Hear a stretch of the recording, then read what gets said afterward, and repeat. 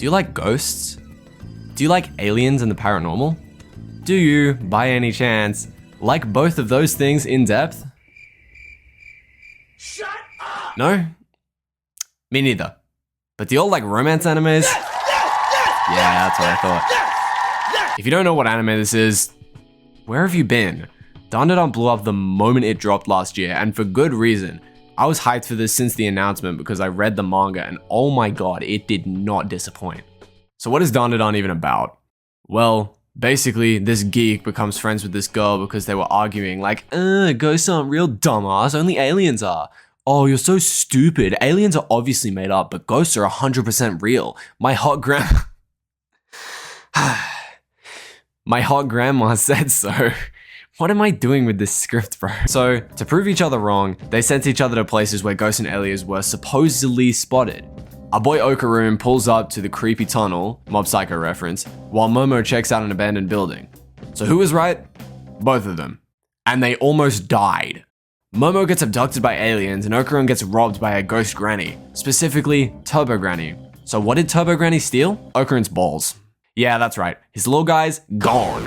So at its core, this anime is literally about a boy and a girl trying to retrieve the boy's nuts after some dumbass ghost stole them. Now, I don't know about you guys, but if that doesn't scream peak, I don't know what does. Now, I get it. This show might sound insane, and a lot of people were put off by that scene in episode 1. But if you can push past that, you'll see why I think it's easily anime of the year for 2024. First off, the animation. Now, any manga reader knows the fear of seeing their favorite series get an adaptation. I mean, look at what happened to Uzumaki. But Dandadan does not disappoint. Every single frame has a purpose, every lighting choice, every color palette. I mean, you can literally tell what fight scene you're watching just from the colors alone. And don't even get me started on how smooth the animation is. This shot from the start of episode 7, the lady running, I genuinely thought I clicked on the wrong show because it looked so real. There isn't a single frame where I thought, yeah, they could have done better. It is actually perfect. Next, the opening. My goats, Creepy Nuts, the same guys behind the Mashal opening from last year, and both the opening and ending from Call of the Night, absolutely delivered. The switch up from the rap to that angelic idada, perfect. And the visuals, fire. I've already seen so many crazy edits of just the opening alone. I mean, look at these stills of the characters. Tell me that ain't tough. Okay, speaking of the characters, what's up with them? I mean, I mentioned the main duo before with Momo and Okarun, but we got a few other characters that are worth mentioning. Ira is a girl who believes her God-given mission is to save the world from Momo. So why does Ira think that she's the chosen one? Because she's really, really pretty. Bro, what? Jin is Momo's childhood friend. He only really shows up later in the series and he's kind of cringe, not gonna lie. I still like him though. Mainly because he said a D's nuts joke in the dub. Oh, because I totally thought it was like that one meme. D's nuts! Yeah, my goat. Turbo Granny. No, not that Turbo Granny from episode 1, this Turbo Granny. Why is she a cat doll thing? I'll let you guys watch the show and figure that out. And last but not least, Seiko Ayase, Momo's grandma. Oh my god. This lady is a grandma, but she looks that good, and not to mention she can still beat the hell out of ghosts and aliens. Actually insane. Now let's talk about the story.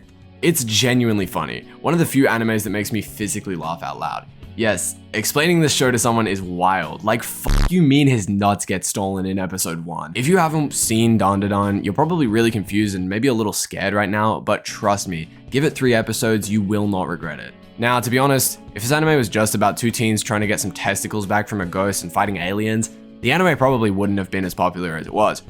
Which is where we get to the part that rounds it all off. The romance. Let's go back to, I don't know what year I read this in, probably 2022, let's be honest. My friend who suggested it described it to me as sci-fi, but also has kind of like a romance storyline. These are the words he said to me. And I was a little skeptical, to be honest, as I'd never really seen anything like mainstream to be a sci-fi romance. This was back in the day before I started watching anime, like I was new, okay, please don't get mad at me. Honestly, their romance is so wholesome and it's in perfect balance with the actual story. Seeing their feelings animated makes it so much more real. As a certified romance anime enthusiast, watching their feelings for each other grow as they try to get his balls back is honestly such a refreshing and wholesome plot. Weird thing that brought them together? Yeah. But wholesome? Absolutely. We kind of get a classic dynamic of a tsundere and socially awkward nerd, but it somehow doesn't seem boring or overdone in this show. I mean, maybe it's because all of the aliens fighting and action scenes that kind of balance it out, but it feels familiar yet still unique, making for a cute romance subplot beneath all the epic fights and missing genitals. Now real quick, I just want to reiterate how huge this anime was in the community. I mean, from crazy edits to memes to cosplays, but the biggest thing was the TheAnimeMen's music video of the opening. The TheAnimeMen aren't new to music videos, but this one absolutely went wild. At the time of recording, it is not only at over 32 million views, but is also their most popular video, and for good reason. The costumes, the cinematography, and all the people featured in it made the music video something to remember as an anime fan. In conclusion, this is one of my favorite series, and I'd even say it's deserving of Anime of the Year in 2024. And if it don't win, Crunchyroll, that's the last straw. Come on now. Anyway, I hope you all enjoyed the video. First anime specific one I've done, so let me know if you like it. Now, I gotta go track down my homie's stolen balls real quick. I'll see you guys next time. And